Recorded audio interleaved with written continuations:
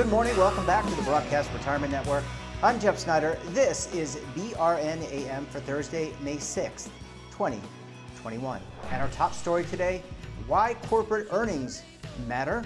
Joining me now to discuss this and a lot more is Joseph Valdrini. He's a portfolio manager with Merrill Lynch. Joe, so great to see you. Thanks so much for joining us on the program this morning. Hey, Jeff. Thanks for having me. Good to see you. Yeah, and really the topic for today is why are corporate earnings important? And so let's for the audience and my sake, because I need education. When we're talking about corporate earnings, what do we mean here? I think a lot of people complicate investing. At the end of the day, whether you're buying a stock or anything else, what you're buying is a company. And there's a lot of noise day in, day out in the markets. But at the end of the day, the value of a stock and a collection of stocks, which is the stock market, is simply earnings. How well is the company doing? What is their cash flow, et cetera? So to me, it's the one data point where you really know what's going on, where otherwise things are a lot of noise in and out. Yeah, and so we always hear on the financial media about it's earnings season. And does that mean that all public companies release their earnings the same day, or do they kind of stagger it out depending on the sector of the economy? I guess that's my next question. It's quarterly, and about a couple weeks after the quarter, they start out. Now, they do go somewhat by industry. Banks are usually first. The tech companies are usually in there. Last week and the week before, about 70% of companies reported. So it is all sort of around the same time, but they are a little bit staggered. Right. And as a portfolio manager, you're working on behalf of your clients. How do you sift, just when it comes to your process, how do you, and your team's process, how do you sift through this earnings information? And well, let's start there. How do you sift through all this earning information? Because I would imagine it's voluminous. There's lots of balance sheets, lots of pro forma statements, things I learned in school and I no longer remember vividly. But how do you begin to sift through all that on behalf of your clients? It is, and it can be hectic and it can be overwhelming, but whenever you buy a stock, I say you buy it with a thesis. If you bought, I use Apple as an example because everyone knows Apple. If you bought it 20 years ago because you said they were going to continue to sell more iPhones, every quarter you should be checking in their earnings reports and saying, is that trend continuing? And the way I view investing is if that thesis is intact and that company is still achieving the reason you bought it for, then as long as they're doing what you expect them to be doing, you hold on to it. And maybe not the quarter they don't, but if it becomes a theme where, let's use Apple again, and let's say iPhone productions were going down or sales were going down, that's when you sell. So we try to base all our buy-sell recommendations off earnings, because in between earnings season, you're overwhelmed with news, and a lot of it isn't consequential. At the end of the day, it's going to be, what does a company earn? How are they doing financially? Joe, when you're communicating with a client, let's kind of get in your mindset of you're armed with this earnings information. You and the team have sifted through all this data, and now you go in front of a client or a prospect, right? It could be a new client. It could be a client that you want, a person that you want as a client. How do you communicate? You don't want to get into the weeds. I'm assuming you don't go in there and say, well, this or that, and you start using jargon. How do you take that information and then convert it into something that someone like myself would understand in lay terms, actionable? You can't necessarily drive them to an investment decision. They might have to come to it on their own. But how do you convert that information? I agree. This industry uses a lot of jargon, and it's important to put things in layman's terms. But a lot of it is simpler than we make it out to be. People understand if you have revenue growth, you don't need a finance degree to understand what revenue growth is, or earnings and things of that nature. And even if you do get into those topics, what I try to do is distill them in easy to understand, common sense ways. Yeah, and that's important, right? And I would think that you've got all different types of investors. Some are longer term investors, are thinking about retirement, thinking about savings. Some may be shorter term investors. How do you juggle that? Because a lot of what we're taught is long term, hold, buy, if it makes sense, if the earnings align. And you don't want to overreact, right, Joe? You don't want to overreact to 1 quarter of negative earnings, bad earnings, right? You've got to put everything into context. That's exactly right. So one of our companies today is off a little bit on earnings, but when you looked under the hood, a lot of it was from disruptions to a plant in Texas this last February. So you have to kind of take out, variability from things happen and say, is the general trajectory of the company and the reason I own it still intact? So it's not simply did they beat earnings. There is something to the quality of earnings when you look at a company. And again, Yeah. it's always reinforcing, why do you own the company? You should never own a stock or a business unless you can say two things. Why do I own it? And then if it's an inexpensive stock, if you think it's cheap, you should know why it's cheap. What is the market discounting that you think they're over discounting? Now, Joe, we're arguably have gone and are going through a very difficult time in our economy, in the world economy. We saw tremendous layoffs in March, April of last year, 2020, due to the coronavirus pandemic. I would imagine earnings took a significant hit, but how did some of these factors that you look at react to this market tumult? And then have they come back, or some of them come back in the last few months? This has actually been a really unique earnings season. So far, it's been incredibly good. I have a quote here from the Wall Street Journal. As of last Friday, 87% of companies that reported were better than expected. If you go back over the last 20 or 30 years, that number's been more like 65%. So it's been a banner quarter as far as beating expectations. The other thing is how much the beats have been by. On average, when a company beats earnings, they beat it by 3 or 4%. This quarter, it's almost 23%. What has been very strange, though, is the reactions have not been what you would think. You would think best earnings reports in a long time, huge beats, stocks will be performing well. On average, stocks that have beat on earnings are down almost 0.5% since they reported. Very strange phenomenon going on right now. Is there anything that, in your analysis, this may be attributable to? Is it just the confidence? I mean, a lot of it is irrational exuberance, to quote a famed Federal Reserve Bank chairman. But any ideas as to what has led to this rebound in earnings? Sure. And I've been doing a thought experiment with clients. And I say, let's go back in a time machine to January 2020. And imagine if I told you everything that was going to happen for the next year and a half. COVID, impeachments, contested election, you name it. I mean, I think everyone can agree it was quite a tumultuous year. What would you have done? Now, some of the answers have been pretty funny, but the reality is, if you knew all that information other than what stocks did, I know personally, maybe I would have gone to all cash. I would have been very bearish. Yet stocks are a lot higher. So when you think about investing, what you're trying to do, it's sort of like what Wayne Gretzky said, you want to go to where the puck is going. You want to see where we're headed. And the only way you can really do that is to take inventory of how we got here.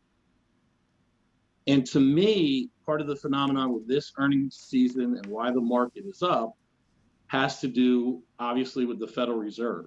And to put that in context a little bit, for every dollar in the economy right now, 30 cents of it didn't exist this time last year. You take the Fed's balance sheet in 2007, it was maybe $600 billion. Well, the Fed is adding $120 billion a month still to the economy. Now, that money, on very simple terms, has to find a home. And there's only 3 places money can go. There's the cash, which is earning 0. It can go to bonds, where you're lending to someone, you're taking risk, record low yields, record duration, and there's some credit risk out there. Or it can go to buying something. If you buy a stock, you're an owner in equity, or you can own real estate, or you can own gold. Well, if you think in those terms, a lot of extra money, and the first 2 alternatives aren't that great, it has driven the value of stocks and real estate and the things of that nature up dramatically. When you look at this earnings season, it is not a surprise totally that companies are doing well. We're reopening this. There's a lot of stimulus. Companies are doing well. Part of the reaction might be on more of a macro level. How long can these low rates be sustainable? Yeah. Well, Joe, I want to take a very quick break because you bring up some interesting points that I want to get to on the back half of our show. Let's take a break. When we come back, we'll talk with Joe more about corporate earnings, what they mean. We'll probably get into a little talk about the Federal Reserve as well. You're going to want to stay tuned right here on BRN AM.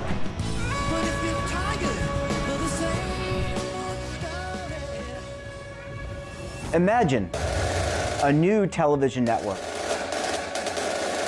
that will make you richer, healthier, and in control of your financial future.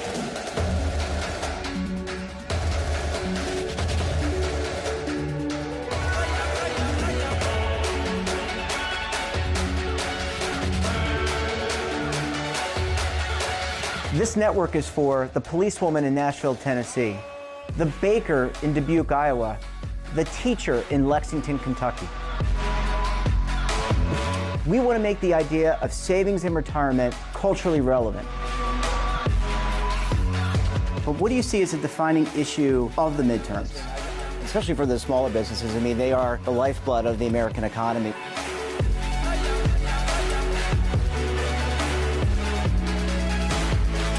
Featuring exclusive interviews, current affairs, and docuseries.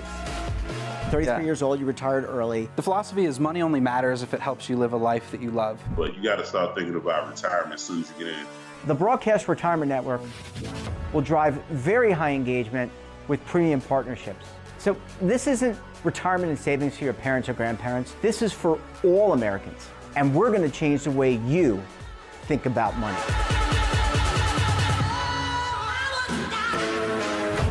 Welcome to the next frontier of retirement and savings. This is BRN, the Broadcast Retirement Network.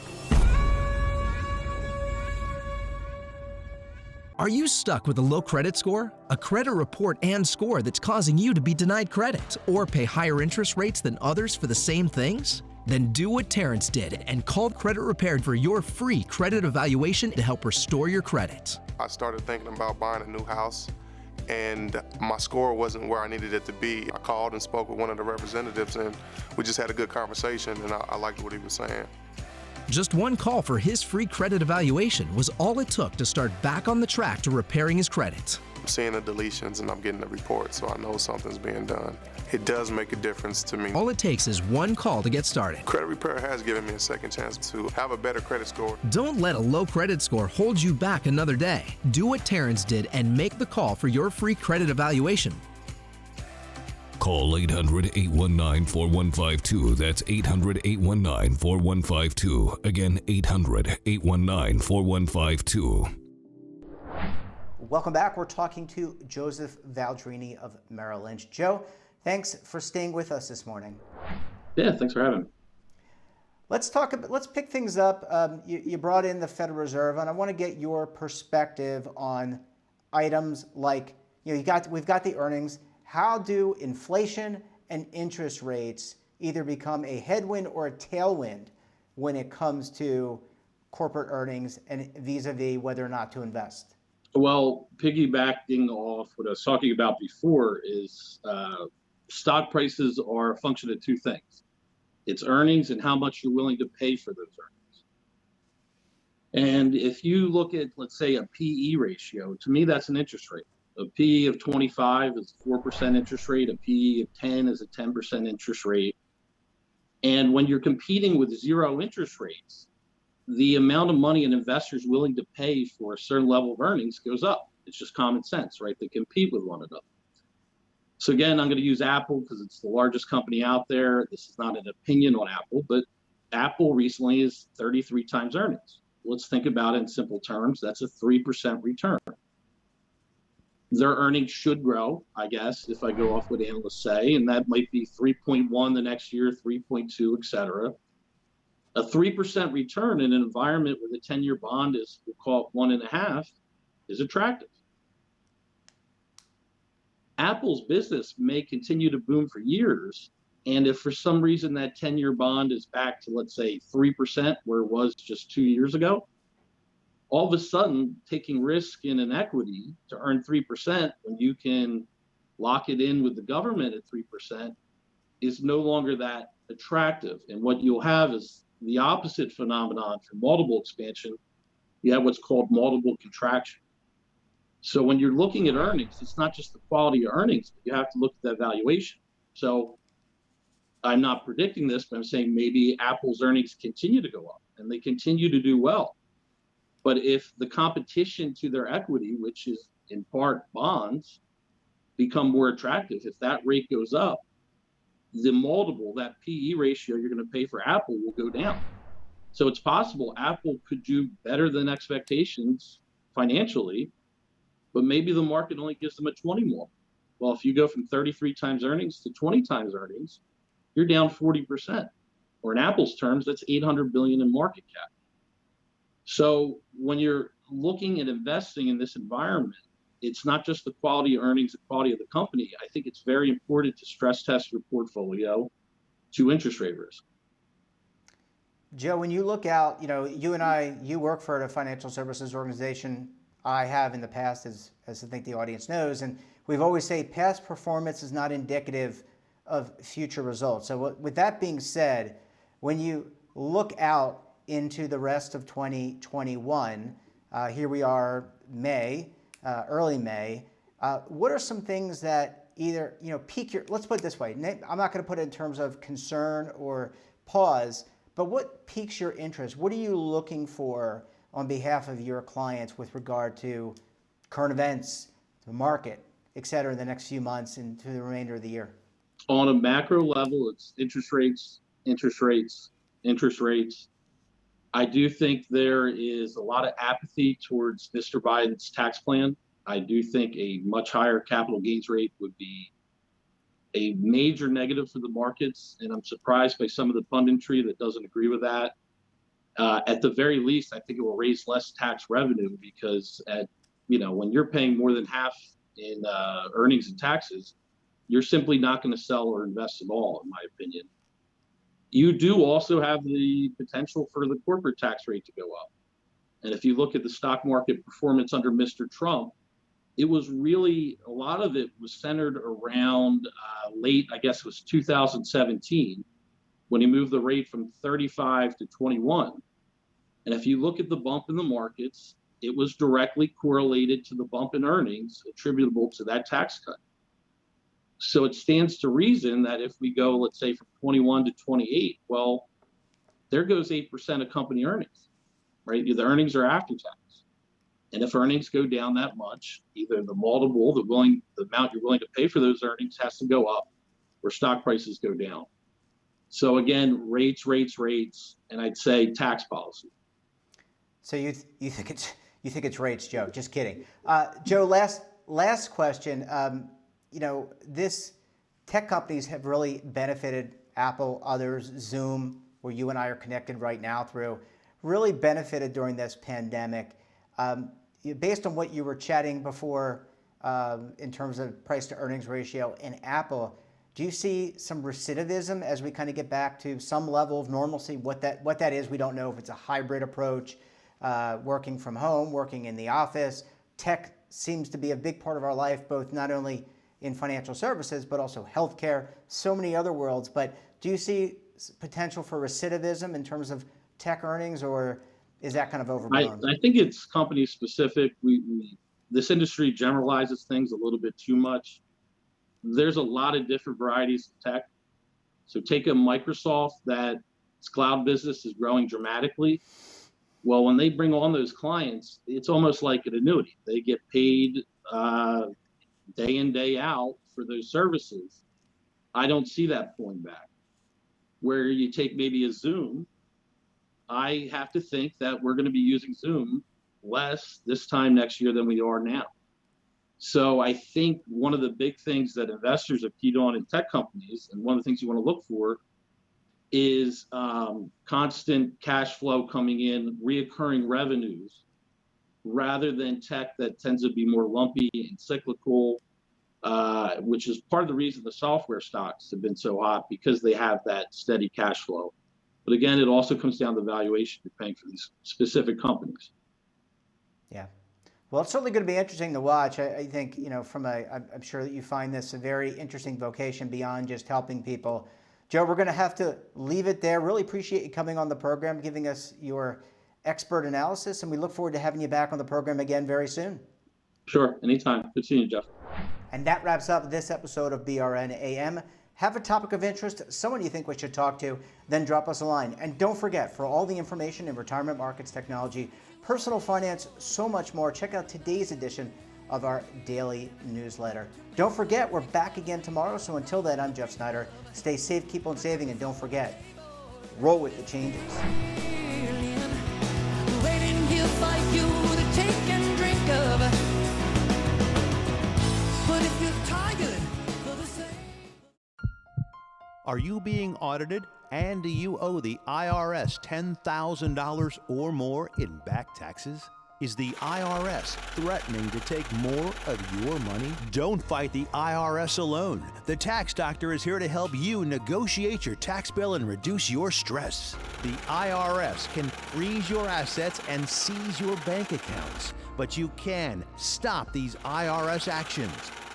The Tax Doctor will work with you using our years of experience to represent your case to help you get the best resolution under the IRS guidelines. Help is here to deal with the IRS to reduce your stress. We've handled thousands of cases, so we know what we're doing. If you owe $10,000 or more in back taxes, do not call the IRS alone. Call a Tax Doctor now for a tax emergency analysis. Call 800-224-6439.